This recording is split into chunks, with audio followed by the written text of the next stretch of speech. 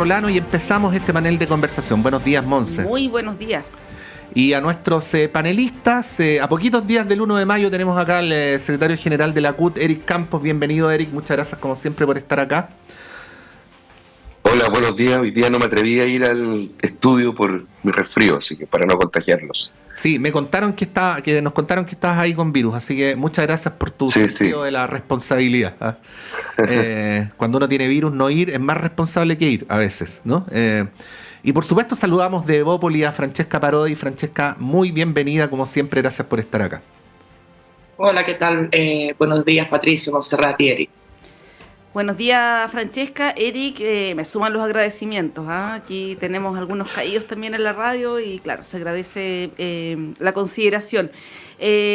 Bueno, a propósito de piano, que escuchábamos, una persona que toca piano es Evelyn Matei, ¿no? Candidata presidencial, ya candidata, podríamos decirlo. Pero que a veces no es muy piano para hacer política. Claro, en términos de las propuestas, dices tú, y del tono quizás, ¿no? Sí. Bueno, esta semana, esta y la anterior, creo que principalmente la anterior, han sido bien complejas para Evelyn Matei. Antes de ayer presentó parte de su comando. Me imagino que en los próximos días irán a sumar nuevos nombres. Está el de Diego Paulsen, que ha sido en general bien recibido. Ayer tuvieron una actividad ahí también con la prensa en la comuna de Independencia. Y quería partir preguntándoles cómo, ya que estamos viernes, ¿no? Y uno tiende a fines de la semana a reposar un poco más los temas, cómo analizan el momento actual de la candidatura de quien está mejor aspectada para conducir el país a partir de 2026. Con este reforzamiento que tuvo en su equipo, hay quienes plantean o han planteado que no basta necesariamente, que se requieren otros ajustes, y hay quienes han recibido muy bien la noticia de estos nombres. En términos de las oposiciones, Francesca, ¿cómo lo miras tú también desde la perspectiva de un partido de oposición? Lo que ha sido esta última semana o estas últimas 2 semanas de Evelyn Matei, con el chascarro de las primarias también entre medio, ¿no? Es un elemento que también nos sorprendió durante esta semana. Yo coincido con que han sido unas semanas bien movidas, por no decir malas, desde el punto de vista de la candidatura de Chile Vamos, más allá, obviamente, de algunas declaraciones muy poco afortunadas que celebro que haya salido a rectificar con respecto a cosas que yo creo que hoy día deberían ser más bien indiscutibles. Fueron 2 semanas malas, yo creo que hubo improvisación, creo que hubo un cierto nerviosismo por parte del propio Chile Vamos, con respecto a algo que, no con esto le quito culpa, pero sí doy contexto. Creo que es sumamente complejo tener una candidata presidencial tanto tiempo liderando las encuestas, y creo que eso de alguna manera te pone en el campo de batalla muy temprano, y el primer soldado que se pone en el campo de batalla es el que recibe las balas, y eso creo que de alguna manera se hizo notar, y creo que erráticamente Chile Vamos plantea en algún momento una primaria. Esto no quiere decir que a mí no me hubiera gustado una primaria, yo siempre soy bien partidaria de las primarias, porque creo que se debaten ideas, y creo que eso es lo más importante de quién es la persona que lleva adelante o ejecute estas ideas. Pero eso lo tendríamos que haber planteado, yo creo, bastantes meses atrás, desde el punto de vista quizás diciembre o noviembre, haber empezado a hablar de que los partidos de Chile Vamos íbamos a tener eventualmente una primaria, para poder debatir esas ideas, obviamente con Evelyn Matei y con todas las personas que se quisieran sumar. Haber planteado la semana pasada una primaria, creo que de alguna manera nos hizo perder un poco el rumbo, pero creo que también esta semana se incorpora también Paulsen, que creo que es un nombre bastante importante para el sector, es una persona muy de consenso, muy de conversación, lideró también la Cámara de Diputados, creo que una persona con vasta experiencia política, a la que ya podemos sumar también a la de Evelyn Matei. Creo que durante las próximas semanas deberíamos terminar de enrielar lo que va a ser el comando de campaña, y yo espero también ver alguna figura de Evópolis también en esa lista corta, independiente que hay mucha gente de Evópolis ayudando también en lo que son los temas más bien programáticos, pero también me gustaría ver en el equipo más ejecutivo gente de Evópolis, porque siento que de alguna manera también podemos aportar. Así que yo, para resumir, creo que fueron una mala semana de todas maneras.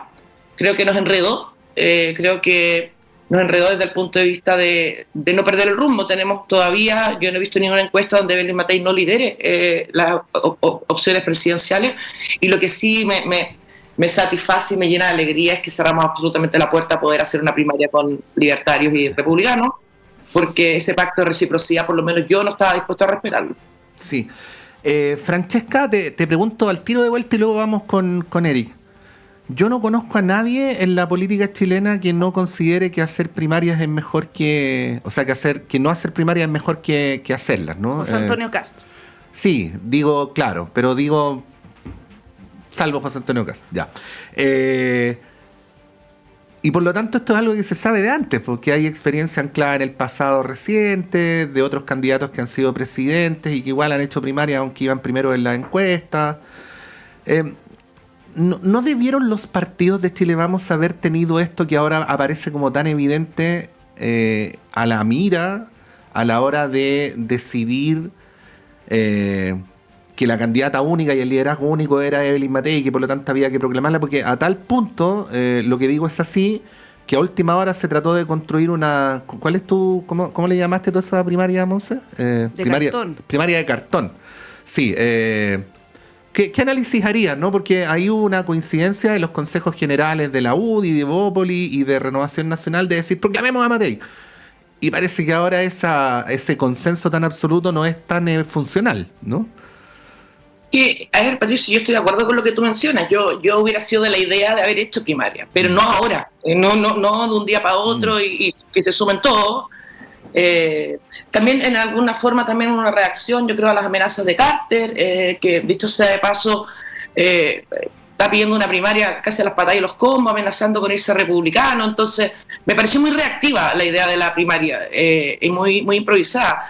A mí me hubiera gustado que Bópoli hubiera hecho las cosas bien de un principio, que hubiéramos tenido una elección ya en el mes de diciembre y no haber tenido que dar el papelón que dimos con respecto a la fallida elección interna, que eso nos atrasó también, y terminamos eligiendo a la directiva nacional a finales de enero, cosa que en Chile hay una regla no escrita que no me gusta, pero que en febrero muere el país directamente, y tuvimos recién el Consejo General en marzo. Entonces venir en marzo a plantear una candidatura presidencial cuando ya la UDI y Renovación Nacional habían hecho la pega, también me parecía un poco irresponsable, producto de un error que fue nuestro. Entonces, a mí me hubiera gustado una primaria de todas maneras, pero creo que hoy en día una primaria no tiene ni un sentido, y por otro lado también tenemos una candidata que efectivamente lidera las encuestas en todos los escenarios, primera y segunda vuelta. Entonces yo creo que hoy día haber metido una primaria forzada con un señor Carter que marca un punto, creo que no era el momento tampoco de hacerlo. Esto sin perjuicio de poder darte absolutamente el punto, que esto debería haber sido algo que deberíamos haber planteado, particularmente desde Bópoli. Me hubiera gustado que hubiéramos exigido una primaria, no por disputarle el sillón a Evelyn Matei, por favor que no se vea así, porque creo que mientras sigamos hablando de nombre y no de propuestas, no estamos aportando mucho al espectáculo, en el buen sentido de la palabra. Sino precisamente por haberlo podido hacer desde el punto de vista de las ideas. Y el mejor ejemplo para mí fue Felipe Kast con el presidente Piñera, donde sabíamos que no teníamos ninguna posibilidad de ganarle al presidente Piñera en primaria, pero logramos que gran parte de las ideas de Bópoli, particularmente con la agenda infancia, fuera el corazón, digamos, del programa que después presentó el presidente Piñera en primera vuelta. Entonces, creo que nos perdimos una oportunidad, creo que tuvimos una mala semana, pero creo que también enrielamos un poco el carro y vamos a empujarlo con mucha fuerza. Eric Campos, ¿cómo lo ves tú desde la vereda del frente, ¿no? Obviamente tu candidata, nos imaginamos que es Janet Jara, ¿no? Pero desde el frente, ¿cómo se ve el asunto? Yo lo primero que quiero decir es que enfrentamos un contexto de primarias bien complejos para el mundo del trabajo. Uno ha estado observando muchos videos de redes sociales, mucho ping-pong, mucha cumbia, poca propuesta, y yo creo que eso es complejo para el debate público. Y yo creo que de manera más agudizada esa falta de propuesta también se ve, y no solo exclusivamente, para ser justo, también se ve en la candidatura de derecha de Evelyn Matei, que como bien decía Francesca, por distintas razones en materia de encuesta está estancada. Eso seguramente genera frustración, nerviosismo en quienes están más cerca de ella y la lleva a cometer errores. Yo creo que el hecho, o sea, disculpen la casuística, pero hay que citar la performance afuera del Estadio Nacional, pues bien, por no decir patética, ¿no? Porque alguien la tiene que haber, aprovechando la coyuntura de la seguridad de los estadios, generaron ese punto de prensa y debe ser la primera fake news que yo veo en vivo, ¿no? Entonces, esa es una cuestión que no me cabe duda, afectó en su imagen, y yo diría que lo más complejo, y me alegra mucho escuchar el tono de Francesca, porque yo a ratos, no tenía el gusto de conocer a Francesca, a ratos creo que el discurso pinochetista sigue siendo hegemónico en la derecha. Cuando yo escucho a Francesca y escucho a otros y a otras líderes y lideresas de Bópoli, veo un intento de combatir de alguna manera esa suerte de hegemonía del pinochetismo, y en el caso de Evelyn Matei, lo que hay que poner al centro, y yo creo que la va a perseguir hasta segunda vuelta, es si sus declaraciones antidictadura, o dicho de otra manera, pro Pinochet, son más bien un recurso electoral, porque hasta ahora no se conoce cuál es su convicción.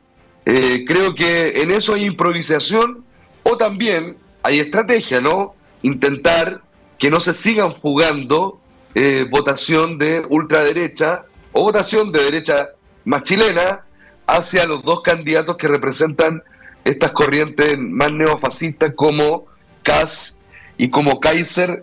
Me parece que lo de la primaria, esto que hemos conocido en los últimos días, el llamado al humorista Checho Iranes, esta improvisación con Chaguán, que lo hacen renunciar, que hoy día queda ahí como en el limbo Chaguán, seguramente ya comprometiendo algún ministerio, creo que de alguna manera grafica algo que es preocupante en el mediano plazo, y que es la conducción política del futuro gobierno en una eventualidad que gane la derecha, y también en una eventualidad que gane Evelyn Matei, porque evidentemente que Evelyn Matei va a requerir no solo los votos en el Parlamento de la ultraderecha, sino que también algunos cuadros que van a negociar en segunda vuelta para tener el apoyo. Entonces la pregunta es, ¿cuál es la certeza o la certidumbre en la conducción del país que va a tener la derecha con líos de conducción política que muestran incluso antes de la primera vuelta?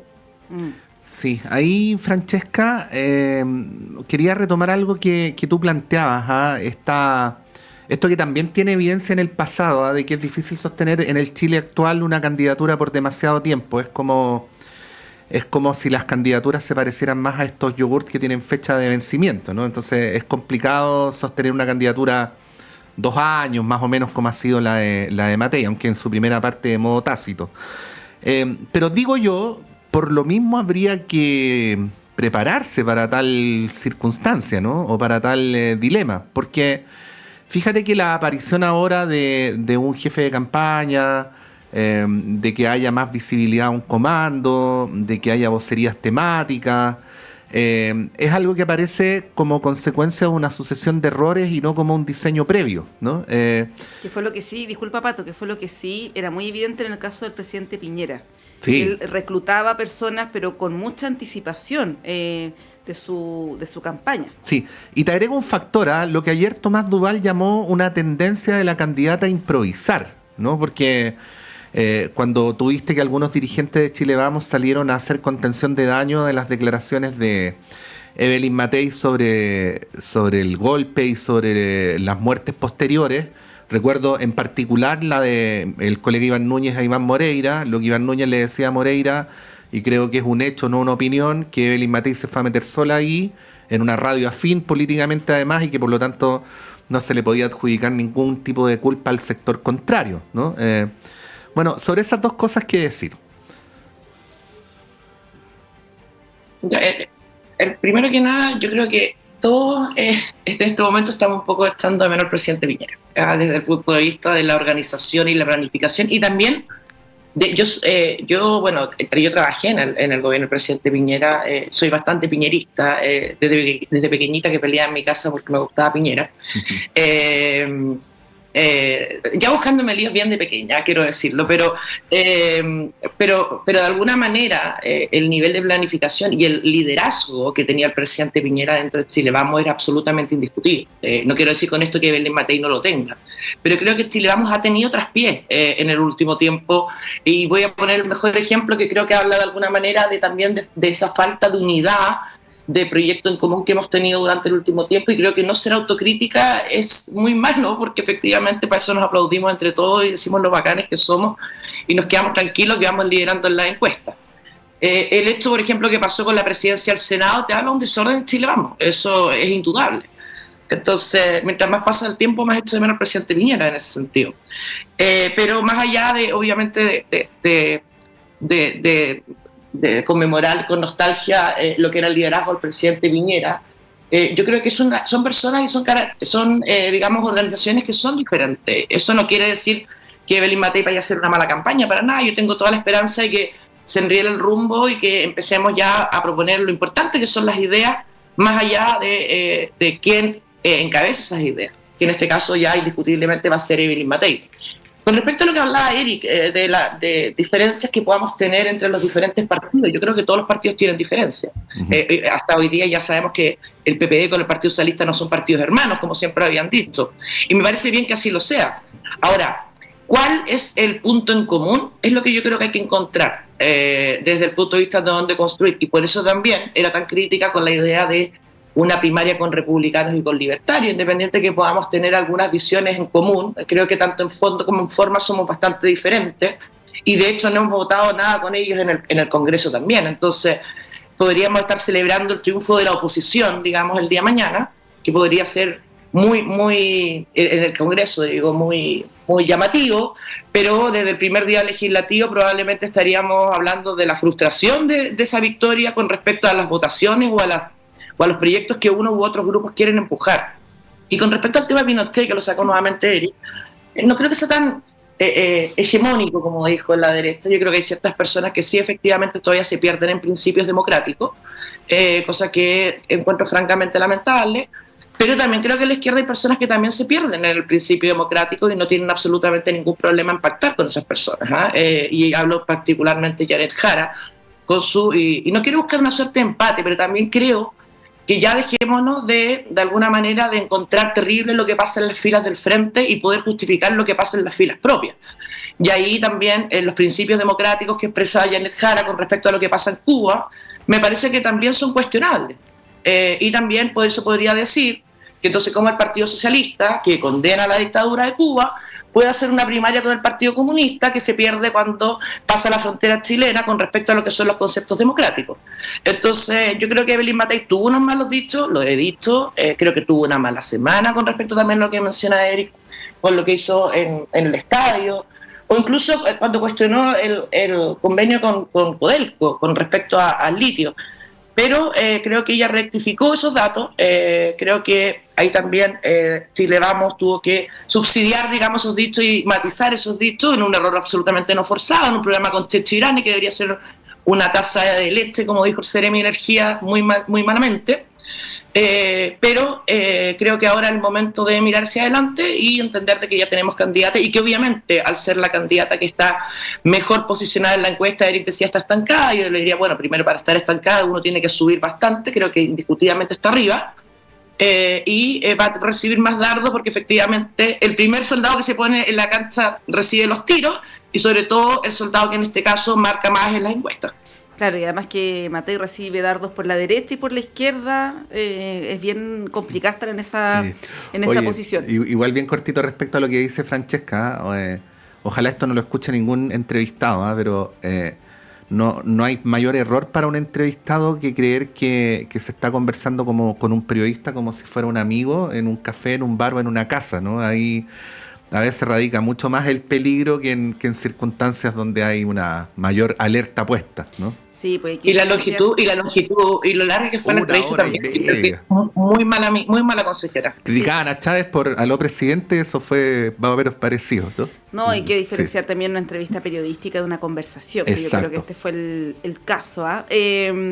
Bueno, nos tenemos que ir a la pausa, Eric, Francesca, pero a propósito del tema presidencial, de frases desafortunadas, el senador Quintana emitió unos dichos que han generado críticas bastante transversales respecto de lo que ocurre con la guerra en Gaza, ¿no? Él habló de que no hay un genocidio, dijo que nuestro país había contribuido a un antisemitismo, señaló también que había hombres palestinos que ocupaban a sus hijos como escudos humanos. Dijo cuestiones que son además bastante refutables, ¿no? Esto ha generado, bueno, como decía, varias reacciones. Ayer le preguntaron a propósito de Evelyn Matei y ella ahí como que eludió responder o entregar una definición concreta sobre esto, pero quien sí debía hacerlo era Carolina Toa, que es la candidata por ese partido, y ella no tuvo problema en desmarcarse y decir, incluso el PPD también lo hizo, que eran opiniones a título personal. Ahí les dejo instalado la pregunta, si es que, así como hablábamos antes del tema de Pinochet, ¿no?, de la dictadura en Chile, si es que el tema en Medio Oriente, Gaza, podría transformarse en un elemento o no de campaña, ¿no? Sabemos que en nuestro país hay una comunidad palestina muy importante, después de Medio Oriente es la más importante. También hay una comunidad judía legítimamente también que expresa sus opiniones. Y de alguna manera esto permea el debate político, ¿no? Les dejo instalado eso para que le den una vuelta y a la vuelta retomamos con Eric Campos y Francesca Parodi. Son las 9:02, hacemos un breve corte y volvemos en instantes.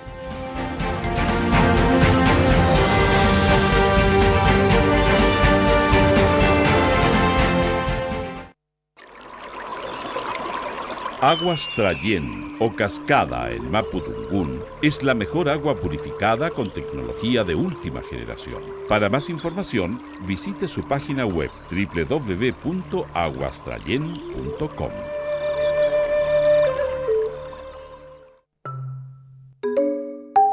Perdidos en el espacio, casi 30 años al aire.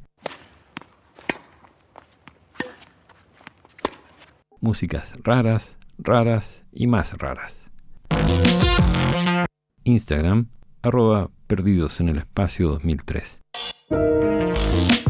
Lunes, 22 horas.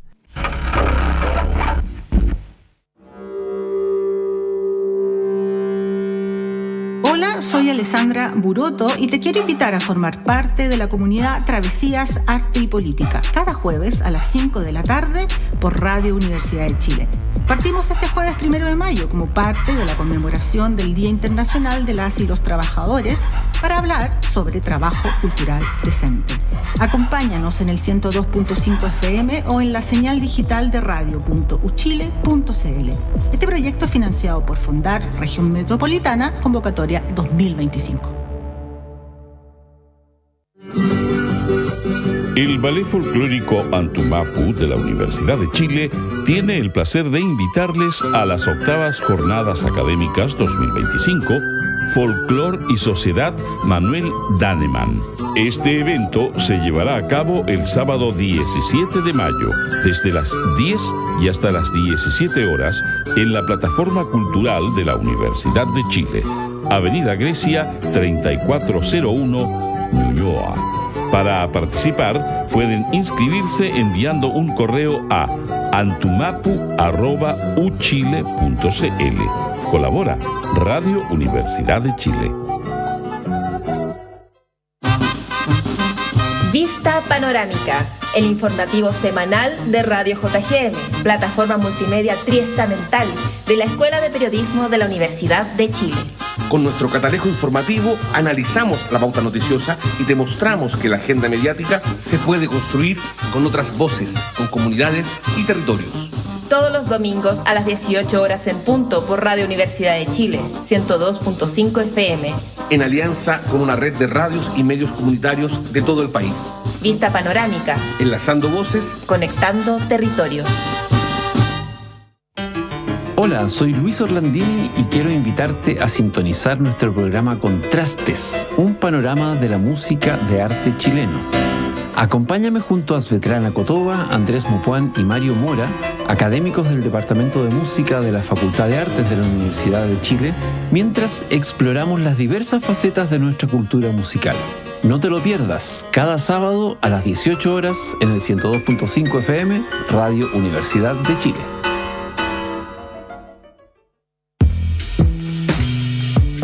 ¿Cómo les va? Soy David Ponce, conductor y periodista de Altavoz, y les invito a sintonizar nuestro programa cada sábado y domingo a las 7 de la tarde por Radio Universidad de Chile.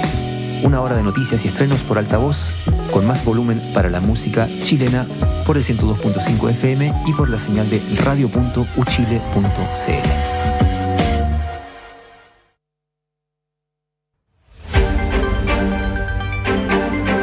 Radioanálisis, una transmisión conjunta de las radios que piensan, presentada por el Departamento de Prensa de Radio Universidad de Chile.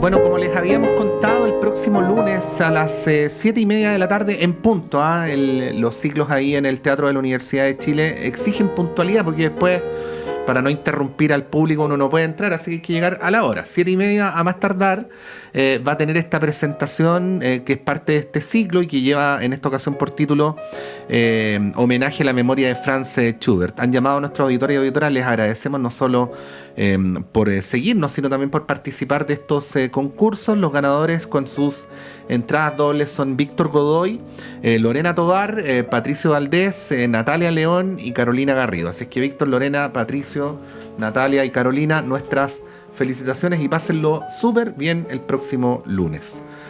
Bueno, hecha la mención, volvemos al tema. Esto tiene, Eric, Francesca, varias aristas. Primero, la mención al antisemitismo, que es una situación bastante grave y repudiable en toda circunstancia y lugar. Lo digo porque esta semana hubo actividades a nivel internacional recordatorias del Holocausto y hay que recordar cómo el antisemitismo literalmente mató mucha gente, ¿no? Y por lo tanto merecería el mayor repudio posible.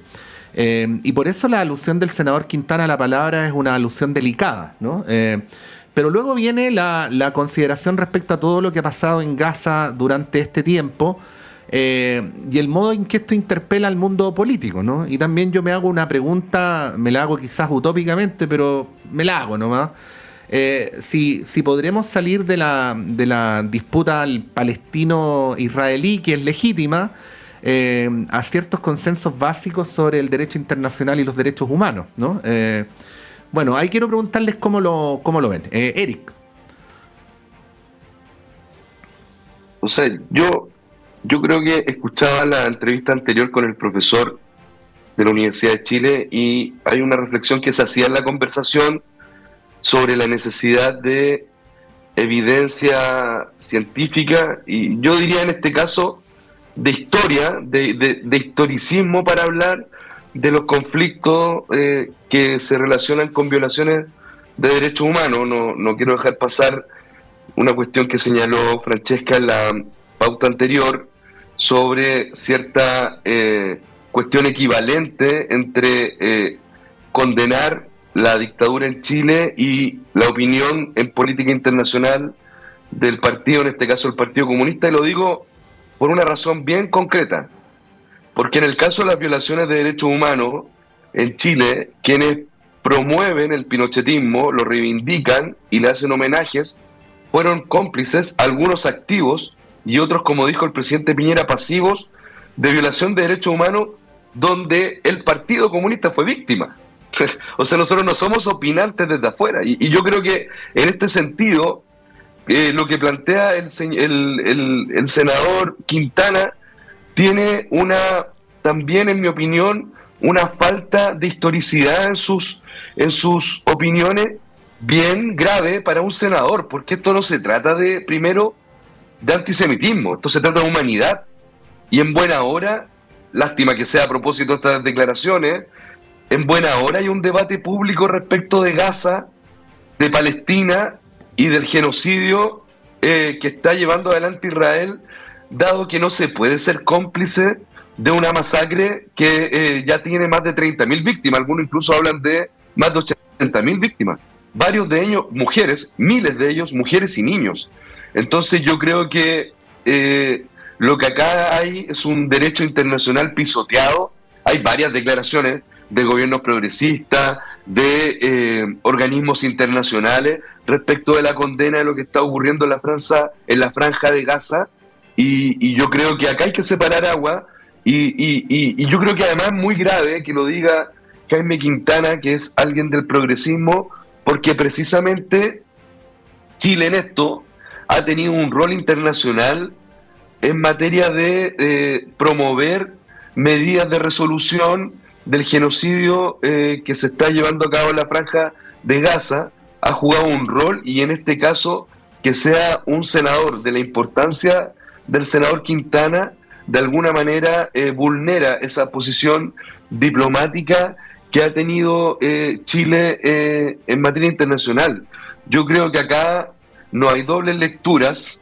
Acá me parece que lo que hay es una masacre, hay un pueblo resistiendo.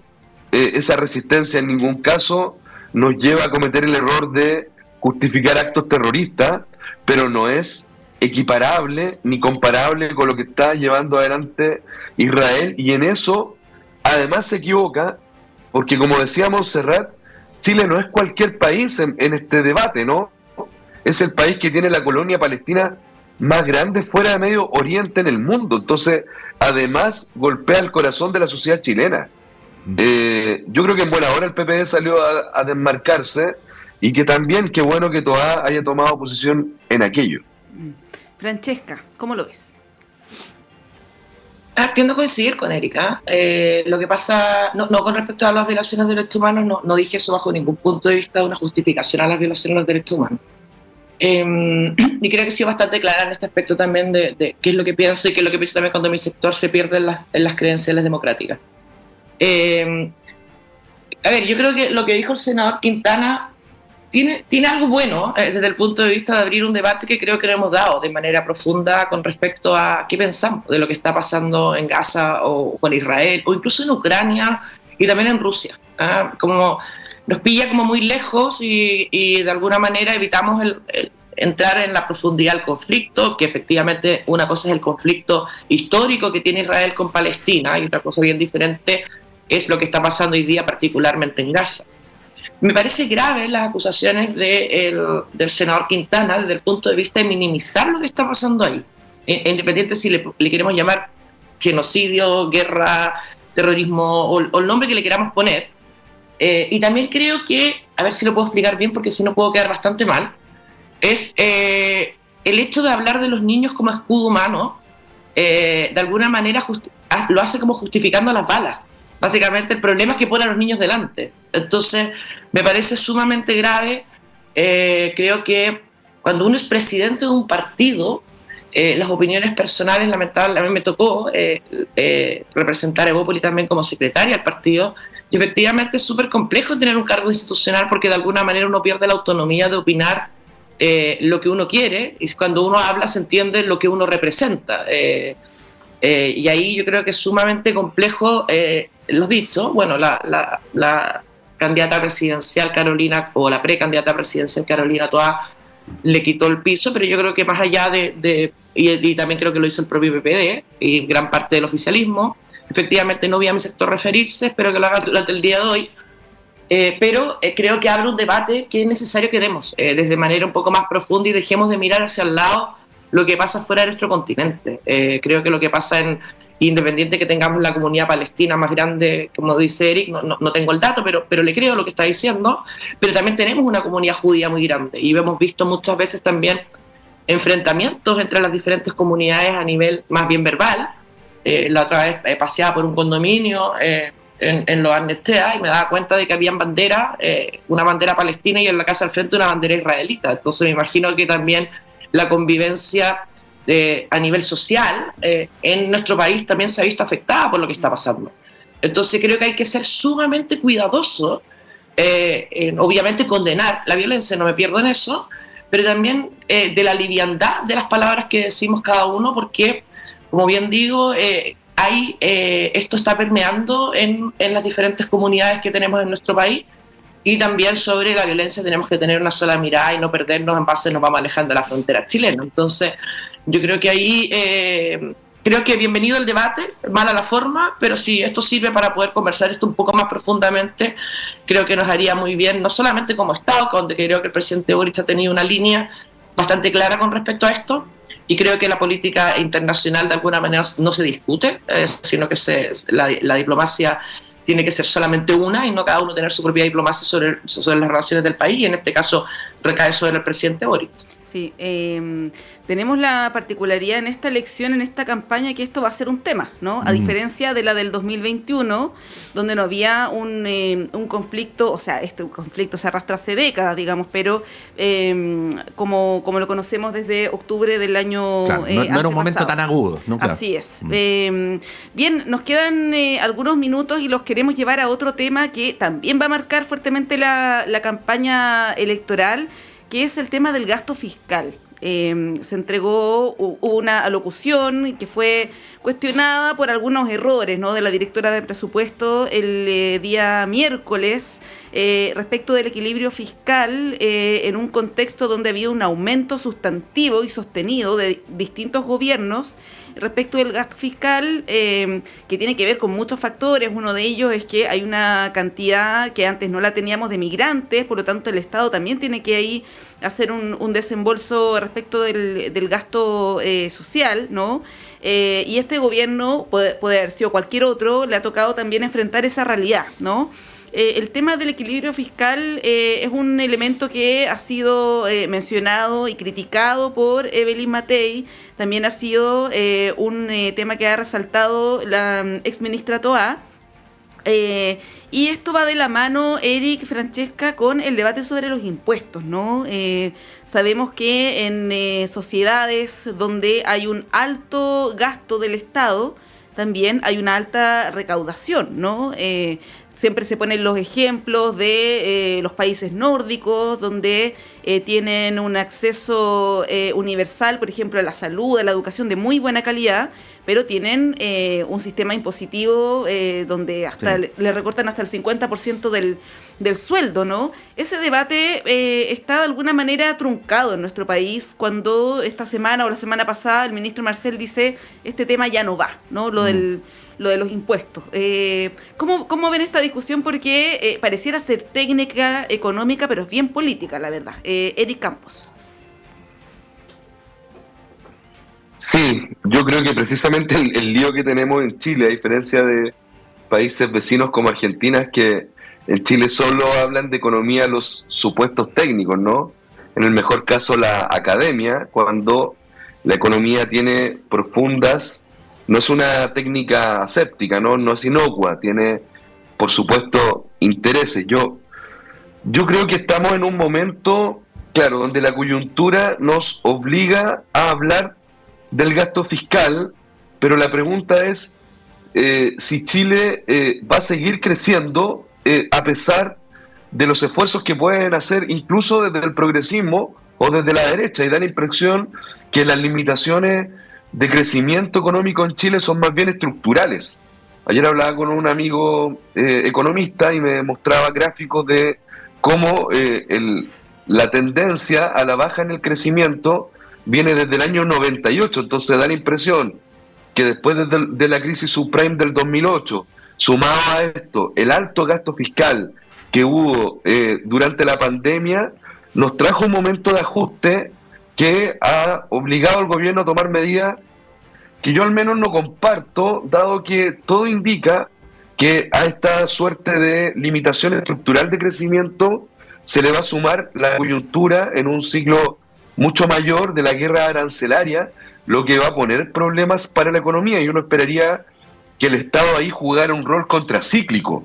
Es cierto que la deuda pública está cerca del 41-42%, pero también es cierto, y esto lo dicen los gráficos de la OCDE, que la deuda pública promedio de los países de la OCDE supera el 80%. Por lo tanto, tenemos margen no para endeudarnos y gastar en una borrachera, ¿no?, sino que tenemos margen para gastar e invertir en el futuro.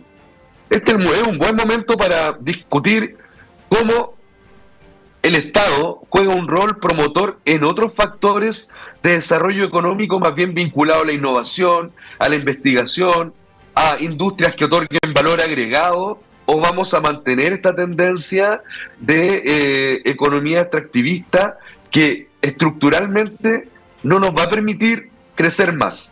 Y lo segundo que yo diría, que es un buen momento también para discutir, ustedes hablan de los países nórdicos. Los países nórdicos no solo reparten a través de transferencias económicas y en materia de servicios públicos, sino que también lo hacen con un segundo mecanismo que es muy utilizado en los capitalismos, comillas, exitosos, si es que lo podemos llamar así, que es la negociación colectiva por rama. Y este gobierno lo que está haciendo en los últimos días, en mi opinión, el ministro Marcel, es dar señales solo para el empresariado, decirles, mira, esta reforma tributaria que sumaba cero, porque recordemos que la reforma tributaria sumaba cero, claro, les bajaba el impuesto, claro, les bajaba los impuestos a las empresas, pero se los subía a los dueños de las empresas y quedaba en cero. Esta compensación era bien un juego de piernas, quería permitir tener cierta caja, pero que en definitiva no hacía que quienes tengan más, pusieran más. Y estoy hablando de los 1.278 contribuyentes que más tienen en Chile, ¿no? Entonces lo que quiero decir es que tenemos que discutir otros mecanismos de redistribución, y me parece que este es el momento de jugar un rol más bien contracíclico y no seguir esta tendencia a ajustarse al cinturón, porque eso va a pegar no solo en materia de los servicios públicos que le prestamos a la gente, también va a pegar en una ralentización de la economía, y eso va a pegar en el empleo, si bien no este año, según lo que indican el propio Ministerio de Hacienda, sí el próximo año en materia de crecimiento. Francesca. A ver, es una discusión bien profunda, independiente obviamente de lo que vimos el otro día en el Senado, que puede ser una caricatura, pero en algún momento me dio la sensación de que no se tenía mucha claridad de lo que se estaba exponiendo, independiente de que no dudo de la calidad profesional que pueda tener la directora de presupuesto. Yo creo que, viene una discusión importante en términos presidenciales, y creo que también en términos ideológicos con respecto a qué hacemos con el gasto público. ¿Qué pasa, por ejemplo, con el aumento del empleo público? Yo creo que eso ha sido bien sostenido durante el último tiempo, y si eso se tradujera en eficiencia, podríamos decir, bueno, mira, estamos prestando mejores servicios, pero aquellas cosas que están normadas constitucionalmente, como son la educación, la salud, creo que tampoco es el ejemplo, de alguna manera estamos dando mejores servicios, por lo que requerimos tener mayor cantidad de funcionarios.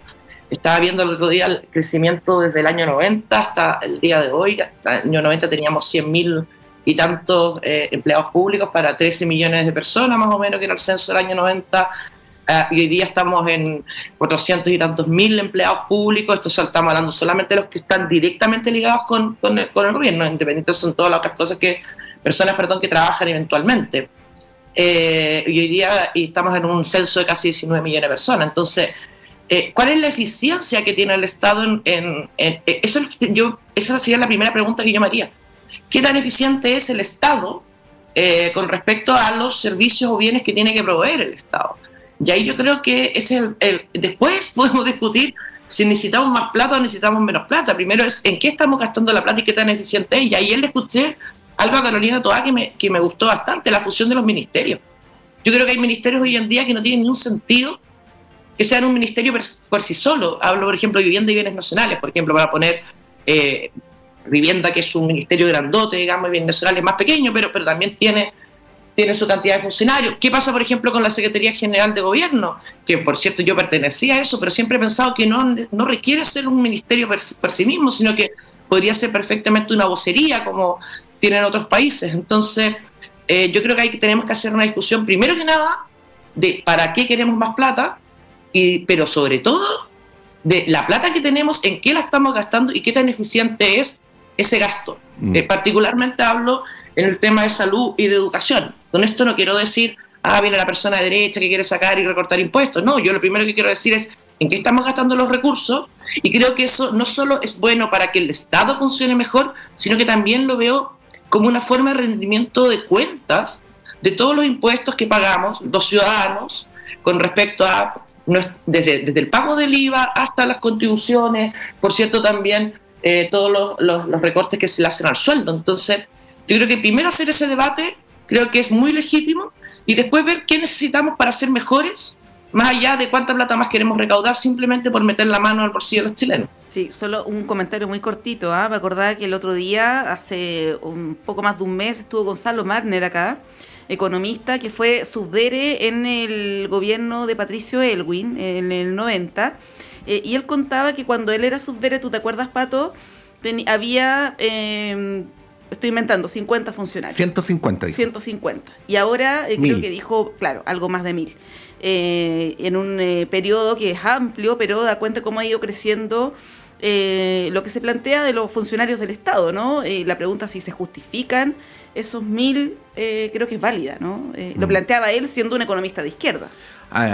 En todo caso hay que ver dónde, ¿no? Por eso este debate tiene que hacerse en función del mejor funcionamiento del Estado y no de consideraciones ideológicas generales, ¿no? Porque, más o menos funcionarios del Estado hay que ver dónde en función de un diagnóstico preciso, porque la respuesta en la repartición de aquí puede ser completamente distinta a la repartición del lado. Entonces hay que tener eso en Pero Patricio, muy brevemente, para no dejar a Eric sin hablar, me gustaría que lo planteáramos también desde un punto de vista de una reforma del Estado y de una carrera funcionarial. O sea, no puede ser que un cambio de gobierno se cambien hasta los directores de los hospitales.